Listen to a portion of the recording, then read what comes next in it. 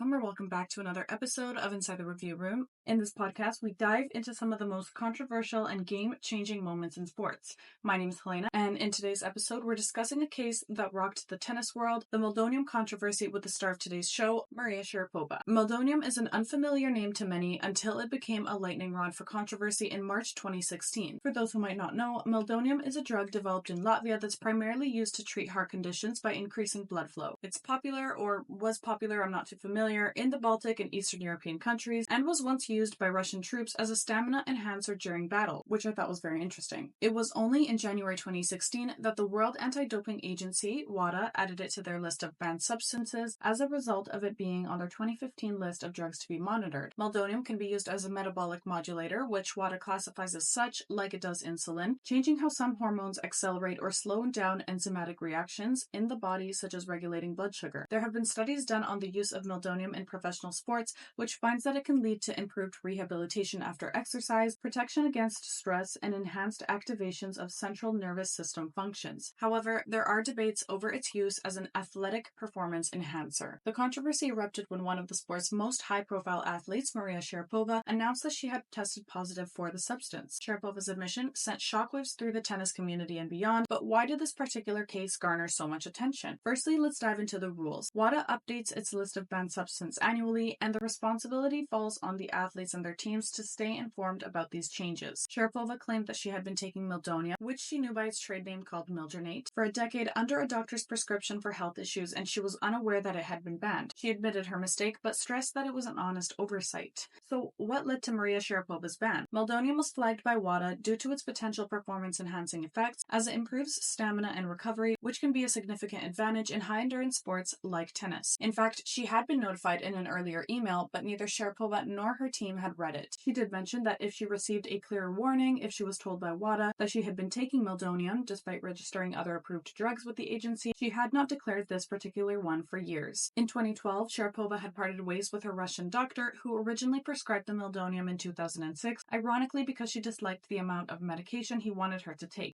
After all that, she delegated responsibility to her agent, who had helped her make hundreds of millions of dollars, but had no medical experience. He missed crucial emails and had failed fully to declare to WADA. He did continue to be her agent after that as well. She also wrote a book called Unstoppable, where she describes how she discovered that she failed the drug test, so I'll quickly just go over it. She was imagining her retirement in the winter of 2015. She planned to play through the winter and spring, appear at the Olympics in Rio, then begin her last professional season, with her book being published just before the 2017 US Open. By that time, she'd be ready to tell her story and say goodbye. And she remembered talking about her 30th birthday party. But what came next felt as if the beginning turned out to be the end. A few weeks later, while training in LA, she received a funny-looking email from the International Tennis Federation. As she read it, her heart started to pound. It said that the urine sample that she had given in Australia had come back positive. She was confused, as she took nothing new, nothing that was not legal and prescribed by a doctor, but it was called meldonium, so she thought this was a mistake. Maria knew meldonium as meldronate, the brand name, and it was a supplement that she had been taking for 10 years. In Russia, it was an over-the-counter supplement so common that no one thought of it as a drug, let alone a performance-enhancing one. She had first been told to take it when she was 18, as she was getting sick frequently and had an issue with irregular heartbeats. For 7 years, she had written confirmation that all her supplements that she was taking, including meldronate, were permissible. As of January 2016, meldonium was included in a catalog of banned substances, which the ITF sent out to players. It was viewable by clicking through a series of links in an email, but she never followed those links and didn't ask any of her team to, which led to her mistake. But the ITF didn't draw any attention to the fact that they were suddenly banning a supplement that was being legally used by millions of people, and that was their mistake. At the time, Maria felt trapped and tricked, but she figured all she had to do was explain herself. Meldonium had been banned for 4 weeks up at that point, and at worst, she had inadvertently been in violation of the ban for less than 28 days. But she soon realized she was running into a brick wall. If she failed to win her case, she could be banned for up to 4 years, and it would be the end of her career. And while the news had not hit the press, she decided to call a press conference anyways less than a week later. She told no one but her parents, her coach, and her agent, and she wanted to be the one to tell it in her own time and in her own way. There were about 50 reporters at the press conference, and there was speculation that she called everyone together to announce her retirement. She wanted her friends and fans and even her enemies to know because she believed that they would understand. But she was wrong. Some people came to her defense, but the newspapers really went after her, calling her a cheater and a liar. The firestorm that followed included a statement statement from Nike that they were suspending her, and she was in a very bad state during that time. For the next 2 weeks, her mother didn't let her go to sleep alone. Slowly over time, of course, she knew it was going to be awful and unfair, but that she would get through it. Sharapova received an initial 2-year ban, which was reduced to a 15-month suspension from tennis after she successfully appealed. This suspension, however, had several ramifications, and I'm going to go over the main points just one more time. I know it's a lot of info, but let's get into it. The situation had a huge impact on Maria Sharapova's career. She missed key tournaments, including the 2016 Rio Olympics and Grand Slam events,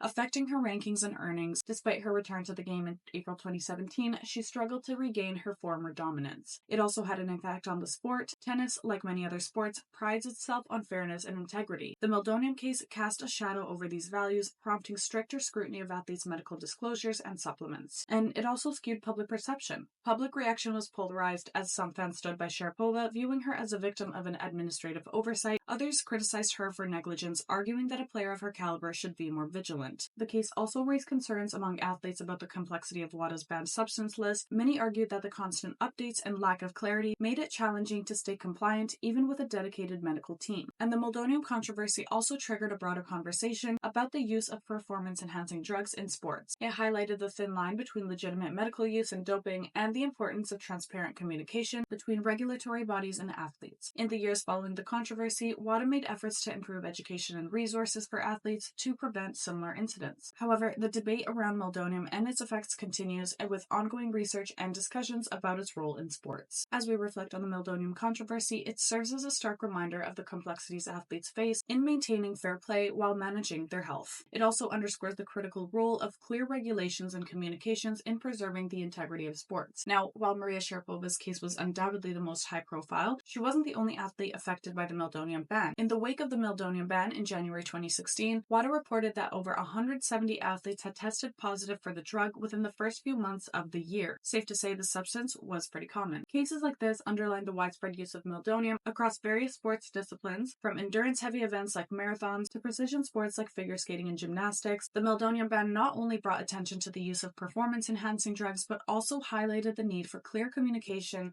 and understanding of new regulations, because that is exactly what we saw. Almost as if they were trying to catch people by letting them know about these big changes without actually really letting them know. Of course, there are multiple parties involved in the situation. Maria and her team neglected the importance of the email, but WADA also failed to highlight the importance of the change, perhaps maybe even knowing about it. It's important to know that many athletes claimed that they stopped using meldonium before the ban was implemented. This led to a significant debate about how long the substance could remain detectable in the body, and prompted WADA to issue clarifications and adjust thresholds for positive tests. Ultimately, the meldonium controversy serves as a reminder of the ongoing challenges in the fight against doping, and it underscores the importance of education, transparency, and fairness in ensuring a level playing field for all athletes. From Maria's point of view, her use of meldonium was unintentional and rooted in prescribed medical use. However, the media's portrayal painted her as a cheater and a liar, influencing public opinion and adding to the turmoil she already faced. This reminds us of the importance of critical thinking and the need to seek out multiple perspectives before forming our own conclusions. In a world where information is readily available and often sensationalized, it's vital to approach stories with a discerning eye. Whether it's a sports controversy or any other news, taking the time to do your own research can lead to a more nuanced and informed understanding. So thank you for joining me on this deep dive into one of tennis's most notable controversies. Please be sure to like and subscribe, and until next time,